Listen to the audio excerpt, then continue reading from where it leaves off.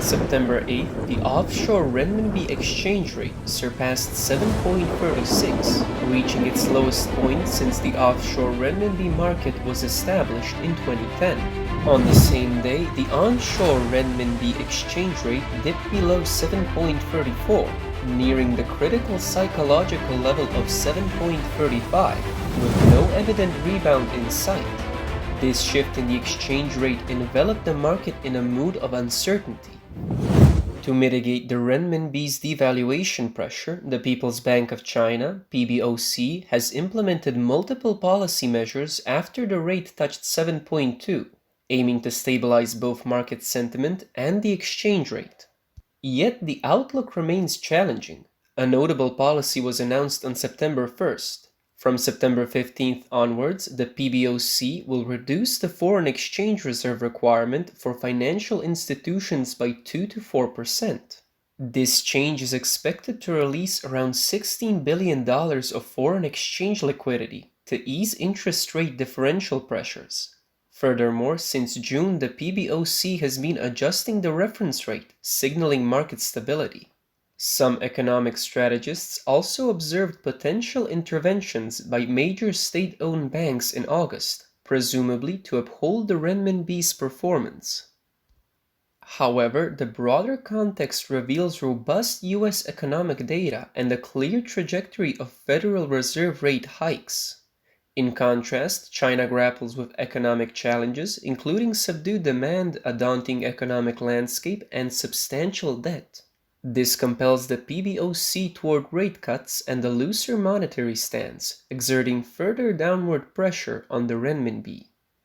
What drives this decision? The Chinese Communist Party's recent rate cut strategy might be a delicate maneuver. While countries typically raise interest rates to stabilize their currency amid sharp devaluation, like Russia did post-Ukraine conflict, the PBOC's rate reduction on August 21st from 3.55% to 3.45% was unexpected, especially with the US dollar rate at a considerable 5.5%. Industry insiders assert that China's rate cut primarily aims to stabilize debt, financing conditions, cash flows, and the overarching financial situation. Such an approach aids in alleviating corporate debt burdens, trimming financial costs, and conserving on bond insurance expenses.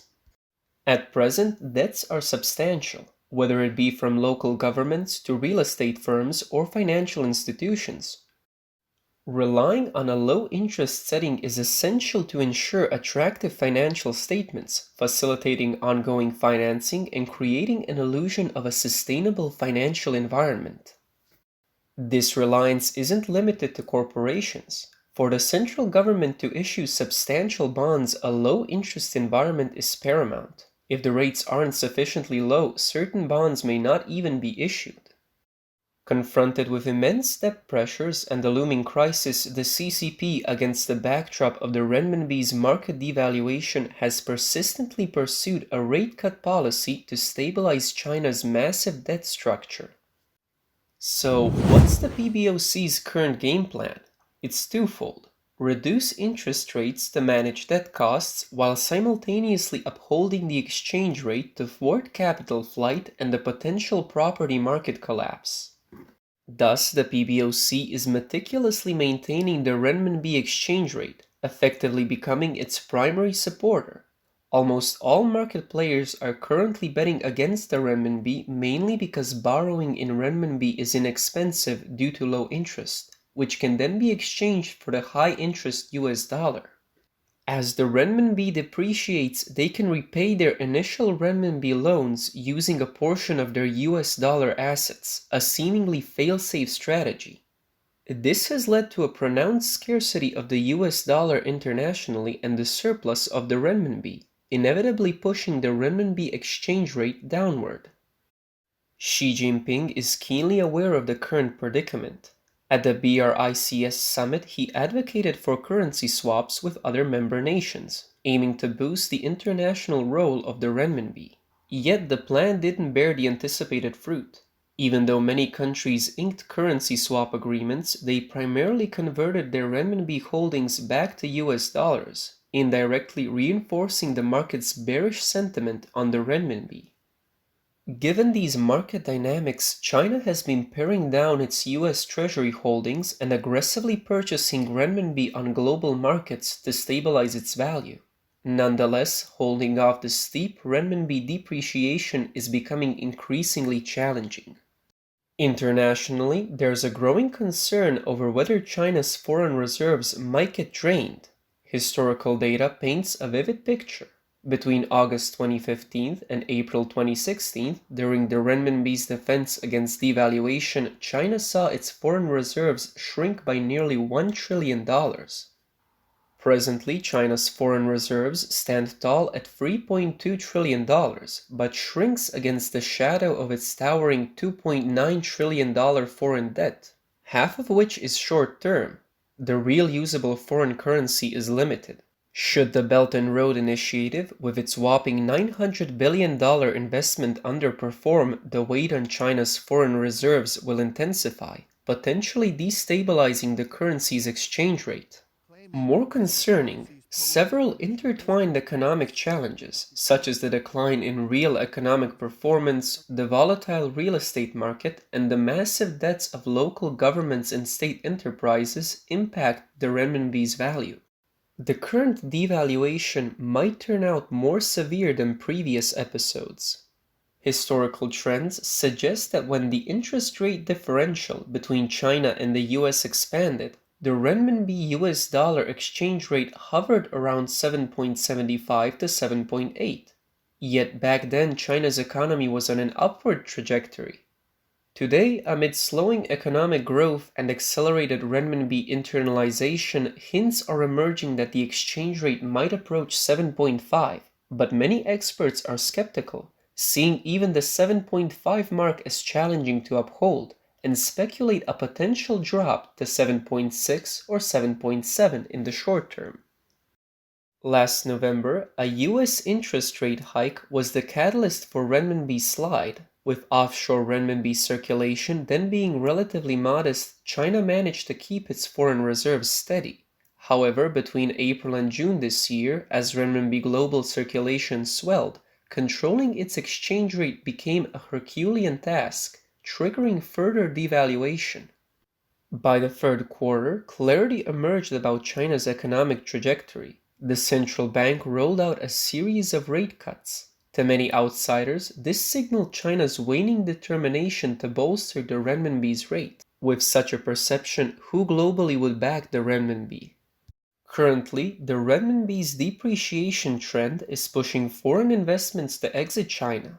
Exacerbating the situation, a rising number of investors are seeking to pull out their capital. But the crunch in foreign exchange supply is making it arduous for the Chinese government to honor these requests. For instance, despite China's pledge to provide Warren Buffett with a $40 billion forex settlement, the commitment still remains unfulfilled. Further, Norway's sovereign wealth fund has shuttered its Shanghai operations. Interestingly, just last year, this fund had stakes in 850 prominent Chinese-listed companies. Concurrently, asset management giants like BlackRock are divesting. Many international stakeholders harboring concerns over China's economic landscape are rapidly offloading renminbi assets. The Czech Republic, for example, has relinquished over $2.2 billion worth of Chinese government bonds, and Germany is in the process of divesting all its renminbi holdings. Globally, the prevailing sentiment is to evade further renminbi depreciation to avoid a reduction in dollar equivalents and subsequent losses. For China's elite, if there are plans for capital outflows, it's in their interest to have the renminbi maintain a certain value. Once the withdrawal by these major institutions is complete, there may not be any incentive left for China to uphold the renminbi's value, which might then nosedive past 8, with even a rate of 10 being a possibility.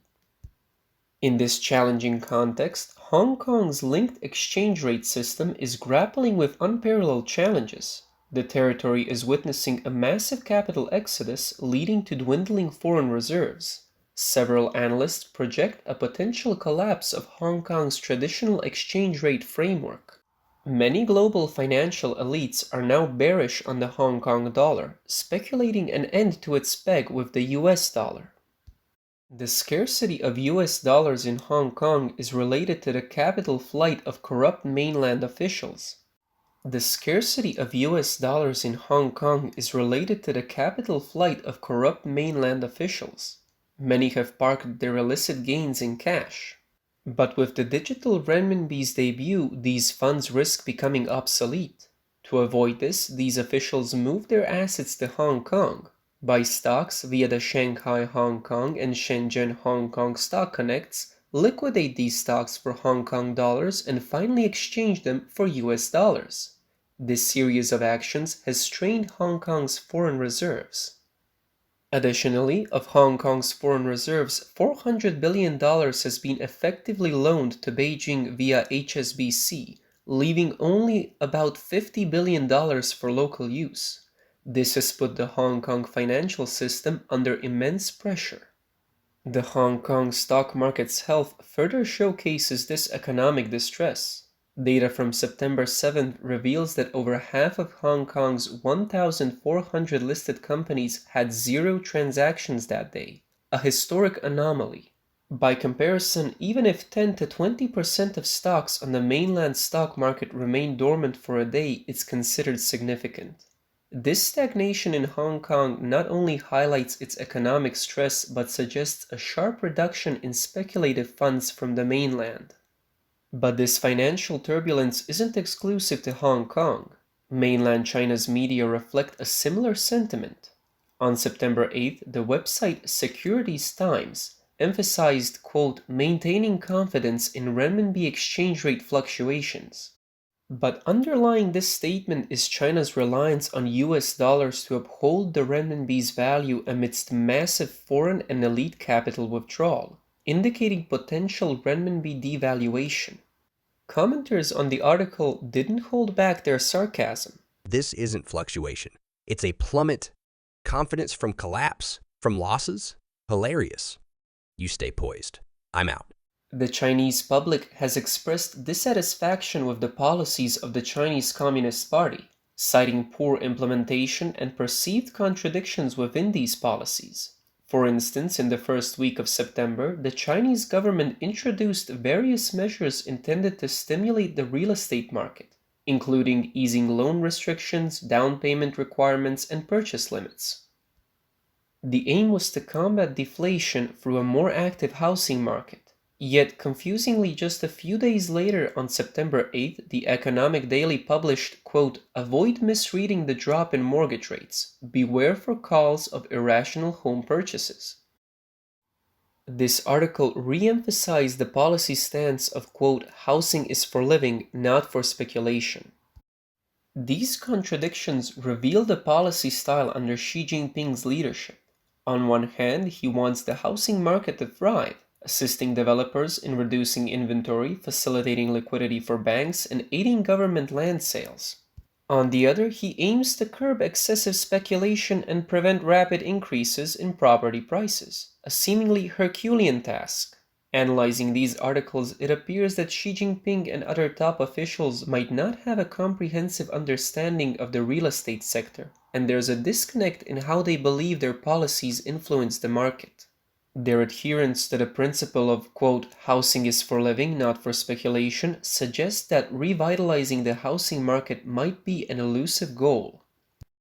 If property prices continue to plummet, it could not only shake the confidence of households and investors, but also affect foreign businesses that buy land for their factories upon entering China. A dip in the exchange rate could prompt these entities to sell their Chinese assets en masse, exchanging them for dollars and fleeing, thereby exerting pressure on renminbi's value. Furthermore, enterprises that rely on external financing, especially property firms, might grapple with repaying US dollar debts. This would intensify the demand for foreign exchange and potentially devalue the renminbi. Concurrently, as most international energy transactions are priced in US dollars, a decline in the yuan's value would raise the cost of imported energy, like gasoline and natural gas, subsequently elevating living costs for the general public.